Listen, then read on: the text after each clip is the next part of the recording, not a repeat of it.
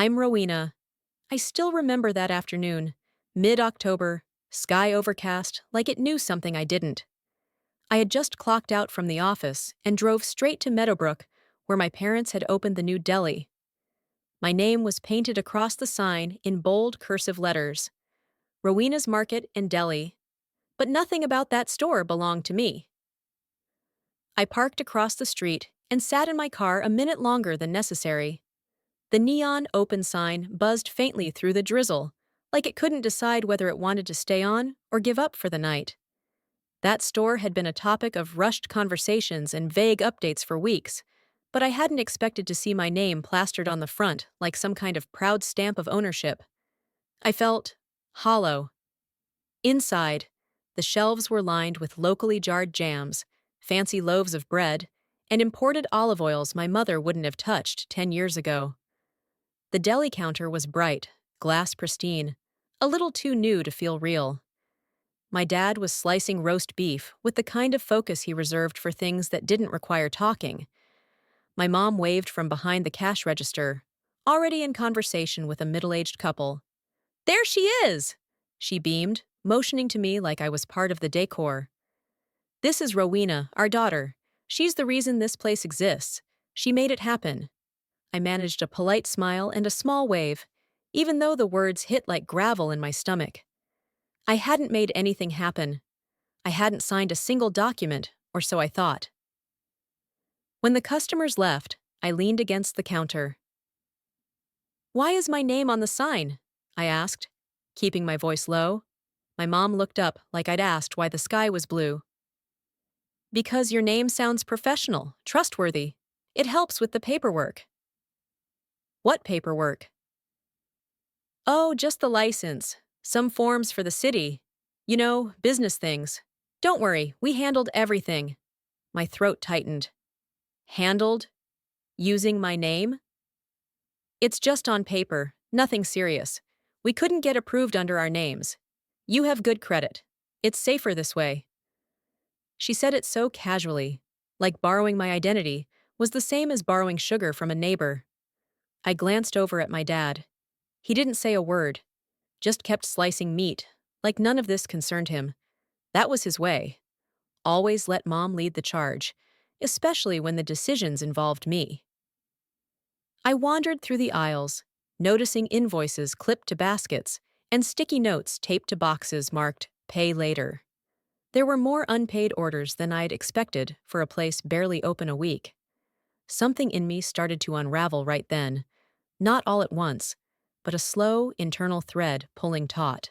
My mom called out to another customer, laughing too loudly, and I stood frozen between shelves of honey and artisan vinegar, wondering how this became my responsibility without my consent. On my way out, my mother gave me a Tupperware of soup and a kiss on the cheek like everything was fine. "Take care of yourself, sweetheart, and thanks again." I drove home in silence, her words echoing in the space between the traffic lights. Thanks again. For what? For the name I didn't give? For the loan I didn't take? 3 days later, I got a call at work. Unknown number. I almost let it ring out, but something told me to answer. "Hi, this is Mandy from Sun River Bank. We're just calling to verify some details on your recent business loan application for Meadowbrook Deli." I felt my chest seize up. "Loan?" I asked, my voice barely above a whisper. "Yes, the $65,000 loan approved under your name last week. We just need to confirm the disbursement instructions." I sat there, blinking at my screen, my coworkers' voices fading to a low hum. My fingers trembled slightly, hovering over the mouse. "I didn't apply for any loan," I said, slower this time. There was a pause on the other end of the line, the kind that carries the weight of something irreversible. I think there may be a mistake," I added, though deep down, I already knew this wasn't a mistake. It was a decision, one I hadn't made, but one that had already been made for me, and I had no idea how deep it went. The next morning, I took an early lunch break and drove to the Sun River Bank branch downtown. I told the woman at the front desk I needed to speak to someone about a business loan that had supposedly been approved under my name. She smiled politely, asked for my ID, then disappeared into the back for what felt like an eternity. When she returned, she was accompanied by a man in a gray suit who introduced himself as Alan, one of the loan officers. He invited me into a small glass-walled office with fake plants and a humming computer. "We just need to verify a few things," he said, pulling out a manila folder. "This is the file for Meadowbrook Deli. Loan approved 10 days ago for $65,000. We have your signature here, just a standard form." He slid the paper across the desk like it was no big deal. I stared at the signature. My name was there. The letters curved in the same way mine did. The loops, the spacing. It was close, but it wasn't mine. Not exactly. Not the way I sign when I'm focused, or when I'm not in a rush. There was something off about it, like a photo that's been slightly distorted. "This isn't me," I said slowly. "I didn't sign this." Alan blinked, caught between customer service and suspicion. "You're saying this wasn't your signature?" I never applied for this loan. I didn't authorize anyone to use my name. I could feel heat creeping up my neck, my pulse starting to hammer. My palms began to sweat, but I didn't let my voice shake. "Okay," he said, clearly stalling. "We'll need to escalate this to our fraud team." I nodded, numb. My mind was already spiraling. I sat in my car for a long time after that. The dashboard clock blinked 12:47. I should have been back at work, logging invoices, checking receipts. Instead, I sat with my phone in my lap, staring at my mother's contact photo. I hit call before I could talk myself out of it. She answered on the second ring. "Hi, sweetie," she said, like everything was perfectly normal. "Did you sign a loan in my name?" Silence, then, "What are you talking about?" "The deli, the bank. There's a $65,000 loan with my name on it." "Oh, that," she said, as if I'd asked about the weather. "It's just temporary. We needed it to get things off the ground. You know how these things work." "No, I don't," I said. "Because you didn't tell me. You didn't ask." "It's not a big deal, honey. You're overthinking. Once the deli picks up, we'll pay it off. You won't even notice it." I laughed. I couldn't help it. It came out sharp and brittle. "You used my name, my credit. You faked my signature. That's not a misunderstanding, Mom. That's fraud." "Oh, don't be dramatic." My jaw tightened. "I'm not being dramatic. I'm trying to understand how you thought this was okay." There was a pause. Then, in that clipped tone she reserved for when I disappointed her, "You're making this into something ugly. We're family. Families help each other. What's the harm in that?" I hung up before I said something I couldn't take back. The truth is, this wasn't the first time she'd crossed a line. It was just the first time it was in writing. I thought about all the little ways she'd used the phrase, "for your own good," as a weapon. The college major she talked me out of. The job interviews she sabotaged by just showing up. The way Dad always stayed quiet, nodding along, never interrupting. I used to think he was trying to keep the peace. Now I think he just didn't want to deal with the fallout. If I let this go, what would that say about me? That night, I sat at my kitchen table, laptop open but untouched. I hadn't eaten. The soup my mother gave me was still in the fridge, untouched. I picked up my phone and scrolled through contacts until I landed on Dana Whitlow. Dana had been my supervisor when I first started working at Altrix. She retired last year, moved to a smaller town just outside the city. We hadn't spoken in months, but something about her steady presence had always made me feel a little more grounded. I typed out a quick text. "Can I talk to you about something? It's kinda big." 10 minutes later, she replied, "Gray Finch. Tomorrow, noon." I showed up early. The little cafe smelled like cinnamon and old books. Dana was already there, stirring her coffee. When she saw me, she smiled. But her eyes were searching. We talked. I told her everything, haltingly at first, then with growing urgency. She didn't interrupt. She just listened. When I was done, she leaned back and exhaled. "They signed your name because they knew you wouldn't stop them," she said gently. Because you've never stopped them before. Her words stung, but they didn't feel cruel. They felt clarifying. I thought keeping the peace was the right thing, I whispered. She nodded. So did I. Dana stared into her coffee for a moment, then added, My sister did the same thing. Faked my name. Took a loan. I forgave her. Because I thought that's what love meant. I lost my entire savings account. She never paid it back. I looked at her, and something inside me shifted. Sometimes the people who hurt you most are the ones who count on your silence. I parked 2 houses down from the one I grew up in, like distance might soften what I was about to do. The porch light was on, even though it was barely 5 p.m., like the house wanted to appear more welcoming than it felt. I walked up the path slowly, the folder tucked under my arm like a shield. Inside, everything looked the same. The same off-white walls.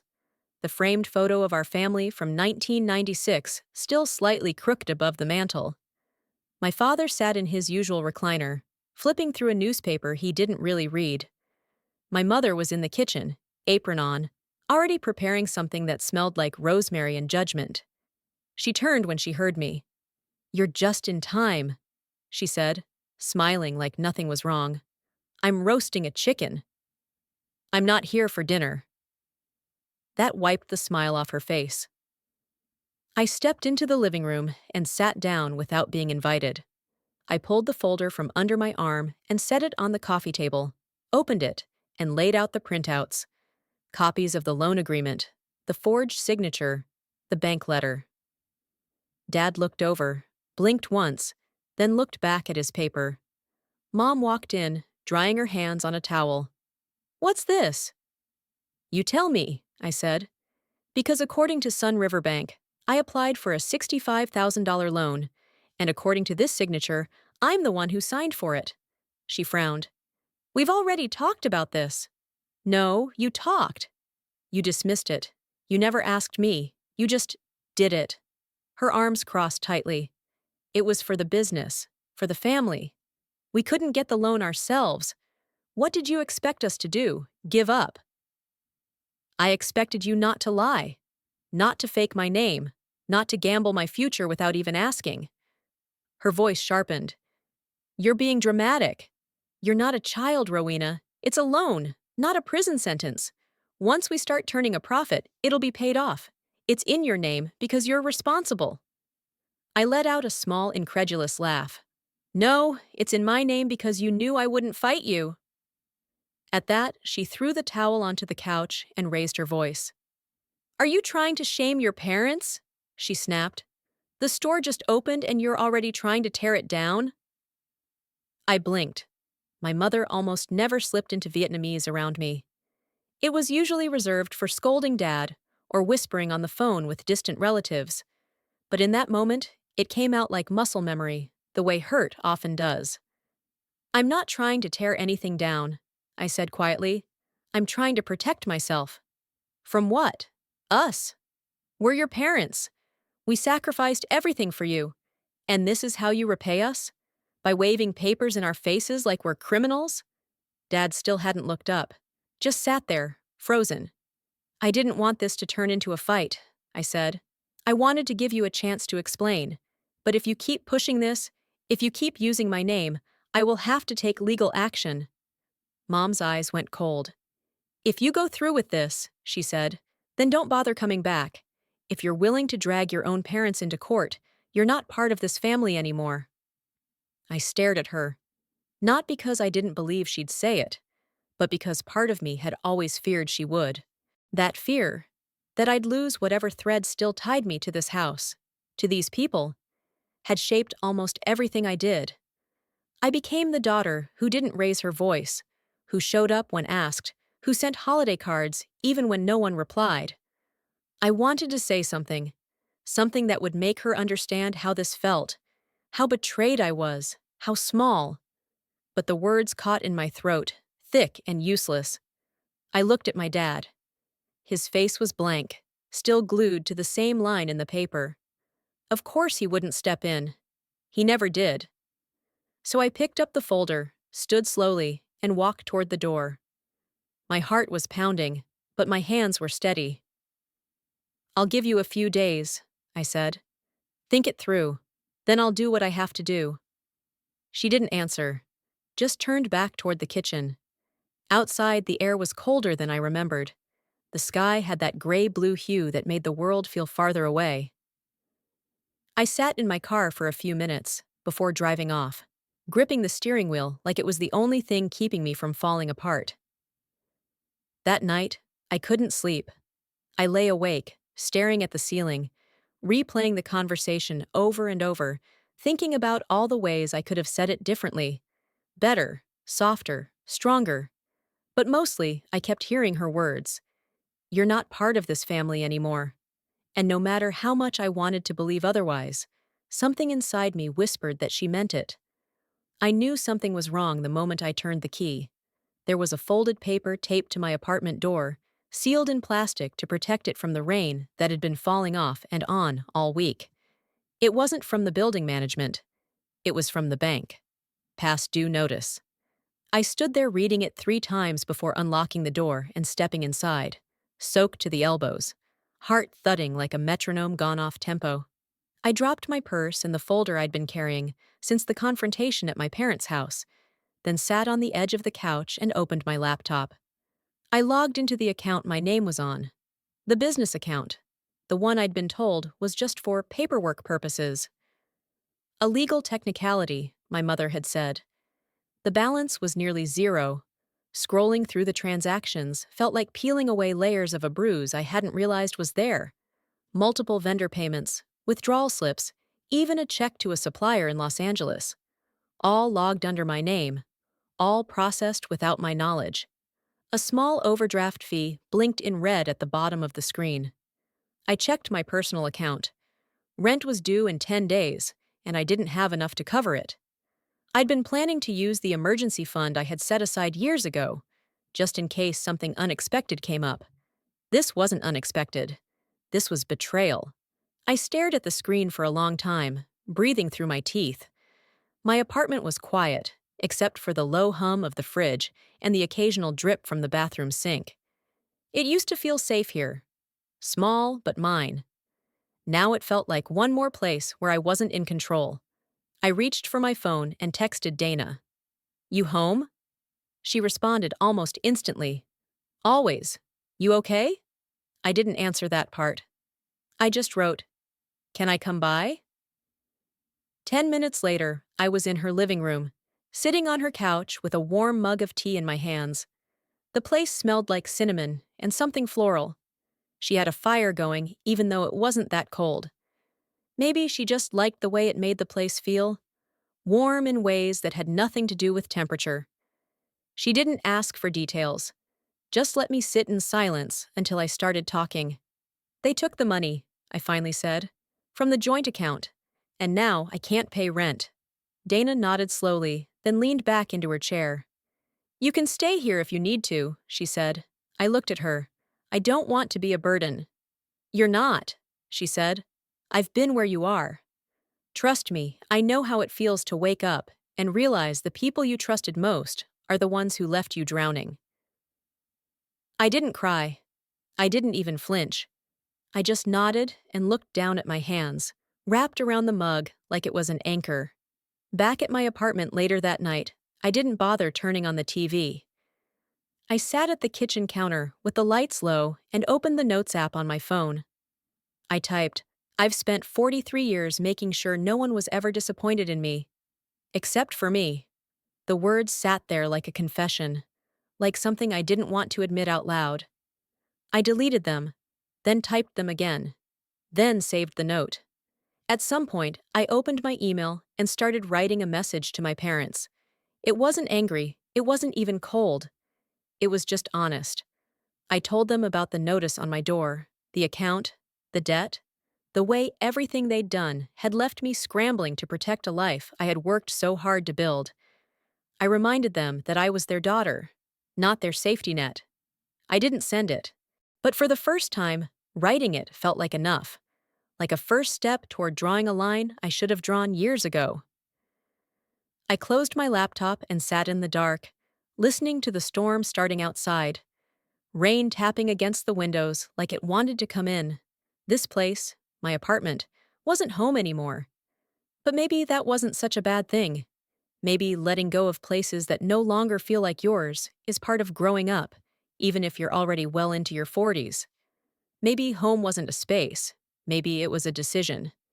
And I was finally ready to make one. I didn't sleep much that week. I'd lie awake staring at the ceiling, sometimes counting the cracks in the plaster, just to keep my mind from drifting back to the paperwork. Other nights, I'd read and reread the loan documents, the signature line in particular. I'd trace it with my eyes, comparing every curve and flick to my real signature, like I could will it into looking foreign enough to prove my point. But it looked too much like mine. That was the worst part. It didn't scream forgery, it whispered it. The bank had forwarded a full packet, everything that had been signed in my name. I kept it in a manila folder that never left my sight, as if having it nearby made it feel more manageable. But no matter how many times I flipped through those pages, one thought kept looping in my head. Are you really going to take your own parents to court? It was my mother's voice, clear as day, even though she hadn't said it directly. She didn't need to. It was a line sewn into the fabric of our family. There are things you just don't do. And this was one of them. But I also knew I couldn't afford to do nothing, not unless I wanted to lose more than just money. My name, my credit, my future, all of it was hanging by a thread. So I made an appointment. The law office was in a beige building off Folsom Boulevard. Clean, forgettable, just professional enough to make you feel like they took things seriously. My lawyer's name was Callum Harris, mid-40s, polite but blunt, and refreshingly uninterested in small talk. After I explained the situation and handed him the file, he skimmed it quickly, flipping pages like he already knew what to expect. When he was done, he leaned back in his chair, laced his fingers together, and looked me straight in the eye. If you don't act on this, you could be held liable for the entire loan.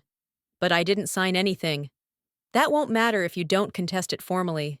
As far as the bank and the court are concerned, this is your name on legal documents. They're going to assume consent unless you prove otherwise. I nodded slowly. Callum went on. This isn't about whether your parents had good intentions. This is about fraud, and fraud doesn't care about family ties. I swallowed hard. I'm not trying to destroy them, I said quietly. You're not, he replied. You're protecting yourself. That's not the same thing. When I left the office, the sky had clouded over again. Gray, heavy, the kind of sky that made everything feel heavier than it was. I drove around for an hour before I went back to Dana's. She was sitting on the porch with a book in her lap, a blanket around her legs. When she saw me, she didn't say a word, just moved over so I could sit beside her. I talked to a lawyer, I said. She nodded. And? I have to fight it. If I don't, I could lose everything. Another nod. Dana didn't look surprised. I keep hearing her voice, I added. My mom. Telling me I'm overreacting, that I'm ungrateful, that I'm trying to ruin the family. Dana exhaled slowly. You know what my sister said when I confronted her? She asked. She said, You think money matters more than blood? She looked at me then. People like that. They believe they can do whatever they want, because the word family is supposed to protect them. She paused. But you know what? Sometimes the people who hurt us the most are the ones who believe they've never done anything wrong. I felt something inside me crack, not break exactly, but shift. Like a joint being reset. Painful, but necessary. The next morning, I checked my mail. There it was. An official envelope, thick with papers. At the top, notice of civil filing. My parents had filed a lawsuit against me. They were accusing me of breaching a verbal agreement, of causing financial damage to their business, of withdrawing my support and acting in bad faith. They had filed first. They went to court before I could. I sat on Dana's front steps, the notice in my lap, and let the words wash over me. They didn't beat me to court because they were right. They did it because they thought I wouldn't fight back. But they were wrong. I wasn't going to clean up their mess quietly. I wasn't going to carry the weight of their choices like it was mine to bear. I folded the papers, tucked them back into the envelope, and walked inside. There was only one person left who could protect me now. Me. Filing the counterclaim wasn't some dramatic movie moment. There was no slamming of folders on desks, no emotional declarations. It was just me, sitting at Dana's kitchen table with a laptop open, a PDF form half filled, and my fingers hovering above the touchpad like they didn't belong to me. I had everything I needed: a copy of the forged signature, the bank statements showing unauthorized withdrawals, and the text messages from my mother. Vague enough to deny, but clear enough for anyone who understood how manipulation worked. Callum, my lawyer, had reviewed it all. He said we had a strong case, that I wasn't just defending myself, I was asserting my legal rights. But as I sat there about to click submit, my hand trembled. Not because I was unsure of what I was doing. I was sure. I had never been more certain in my life. But something about it still felt like cutting an invisible cord. Not from my parents, but from who I'd been for most of my life. The daughter who said yes. The daughter who didn't complain. The daughter who, when blamed, responded by asking what she could do better. I took a deep breath and clicked the button. It was the first time I stood up for myself without softening it with an apology. The first time I chose not to carry the guilt that didn't belong to me. 2 days later, my mother texted me, "We need to talk, face to face." I agreed, mostly because I wanted closure. We met at a cafe downtown. Not the deli, not our house. Neutral ground. It was quiet, the kind of place with acoustic music playing low and lattes served in mugs with no handles. She was already sitting when I walked in, posture perfect, eyes sharp. I sat down across from her. She didn't say hello, didn't ask how I was. "I read your response," she said, not bothering with pleasantries. "So, you're really going through with this?" "Yes." She stared at me like she didn't recognize the person in front of her. "You've always been ungrateful," she said. "We gave you everything, and this is how you repay us?" "I'm not repaying you. I'm protecting myself," she scoffed. "You sound like a stranger, like someone who forgot where they came from." I looked at her. Really looked. For the first time, I didn't feel the old pull, the one that made me want to explain myself, to earn her approval. "You're right," I said quietly. "I have forgotten. And maybe that's what saved me." There was a long pause. Then she leaned back and crossed her arms, like she was settling into a role she knew well. "Then don't expect to come back when this all falls apart. You are no longer my daughter." The words didn't sting the way I thought they would. I waited for the heat behind my eyes, the familiar lump in my throat. But it didn't come. I just nodded, calm and clear. "Maybe I never was," I said. "Maybe I was just someone playing the part you needed." She didn't reply, didn't move, just sat there, stone still. I stood up. "Goodbye, Mom." And I walked out. No tears, no hug, no turning back. Outside, the air was crisp and smelled faintly of citrus from the trees lining the sidewalk. The sun had slipped behind a cloud, but the light still found its way to my skin. I felt it like a soft hand on my shoulder, not pulling me forward, just reminding me I was still here. When I got back to Dana's, I opened my laptop. I had drafted so many emails to my parents in the past. Long, winding things, filled with half apologies and quiet pleas for understanding. This one was short. Subject: I need you to know body. I didn't do this to hurt you. I did it because I've spent my life trying not to hurt you, even when it was hurting me. I'm done doing that. I still hope you find peace. But I'm finding mine without you. I hit send. Then I closed the computer and exhaled. Not a deep breath, just a regular one. But it felt like the first one I'd taken in years. The courthouse smelled like cold marble and old paper. Sterile, indifferent. I sat outside courtroom 3B, my palms resting flat on my thighs, trying to keep them from sweating through my slacks. Dana sat beside me, a hand on my shoulder. She didn't say anything. She didn't need to. When the clerk called my name, I stood up. Inside, the courtroom was almost empty. My parents were already seated on the other side, their attorney shifting through papers. My father avoided eye contact. My mother didn't. Her gaze met mine like a dare. Callum, my attorney, gave me a slight nod before approaching the bench to begin. He laid out everything with quiet precision: the forged signature, the account records, the texts, and, most importantly, the audio clip I'd recorded during our conversation at the cafe. The one where my mother had said, "We couldn't get the loan ourselves. You have good credit."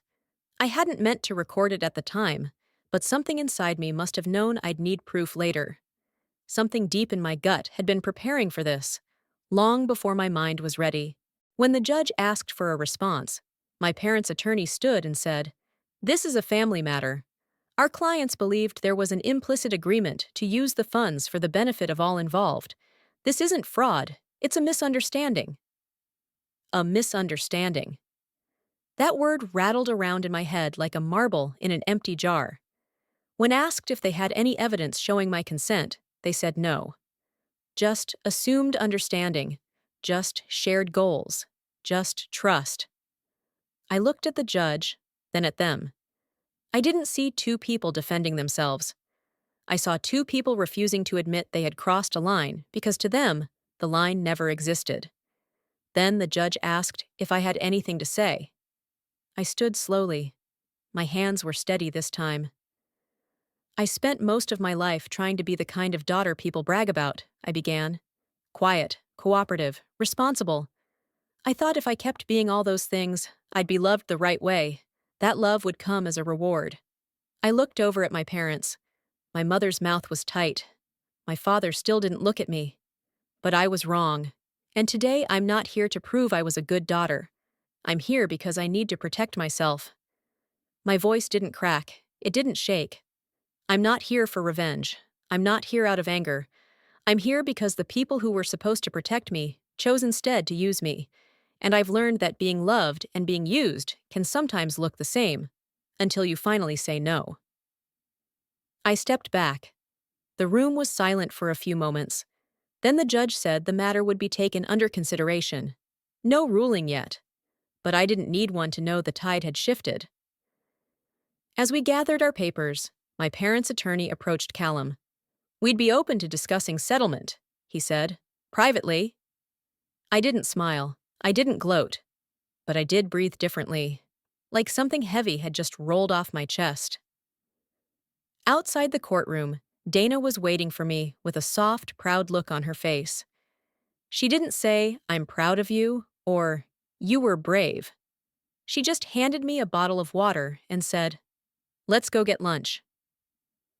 As we walked to the car, I looked up at the sky. It was blue, bluer than I'd noticed in a long time. I used to think family meant blood, that no matter what happened, you stuck together. That love meant loyalty, even if it cost you everything. But I've learned something different now. Family is not who shares your name. It's who respects your boundaries.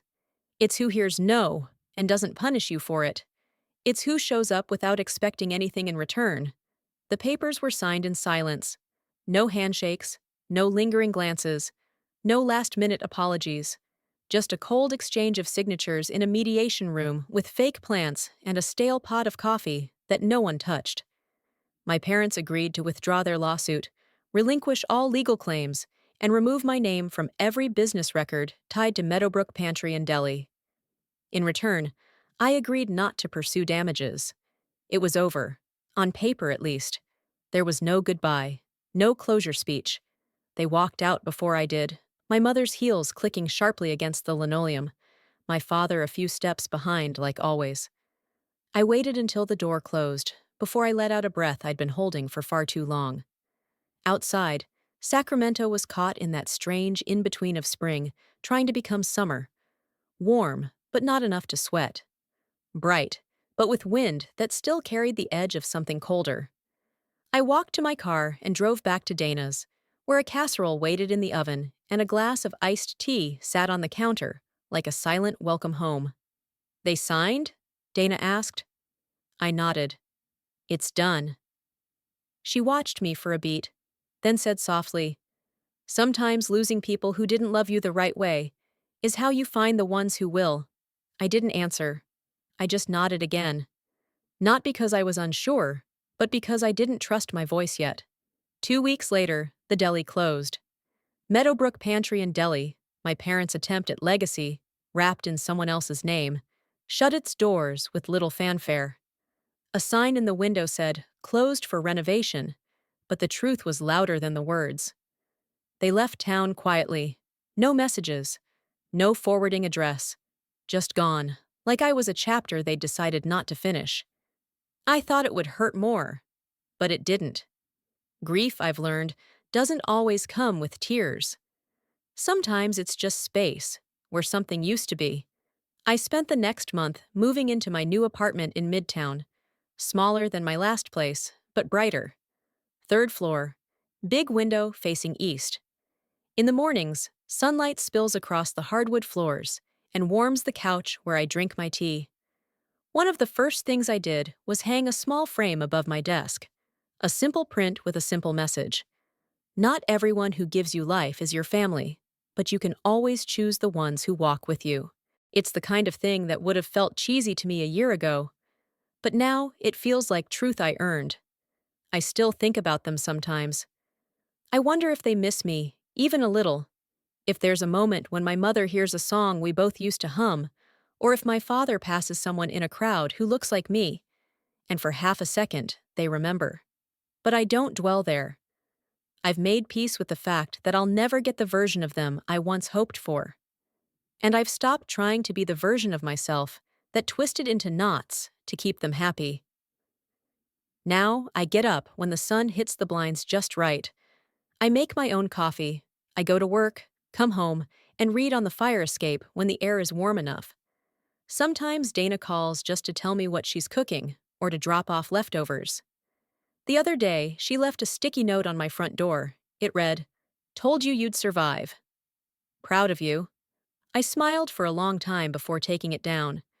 Tonight, I made a cup of chamomile and sat by the window with my laptop. I didn't open my inbox, not really. I opened a draft, one I knew I wouldn't send. It started simply, "Dear younger me," and then I wrote, "You didn't save everyone, you couldn't, but you finally saved yourself, and that's more than enough." I hit save, then closed the lid, and I didn't feel like I owed anyone anything. I stayed with myself, and that made all the difference. Maybe you've been there too, trying so hard to hold things together, hoping that if you just give a little more, things will finally feel right. But love shouldn't come with terms. And family, the real kind, never asks you to disappear just to stay close. If this story stirred something in you, I hope you'll carry it with gentleness, for yourself, and maybe for someone else who needs to hear it. And if it felt familiar, you're not alone. If it touched you in any way, I'd love to have you join me for more stories like this. We're all just figuring it out together.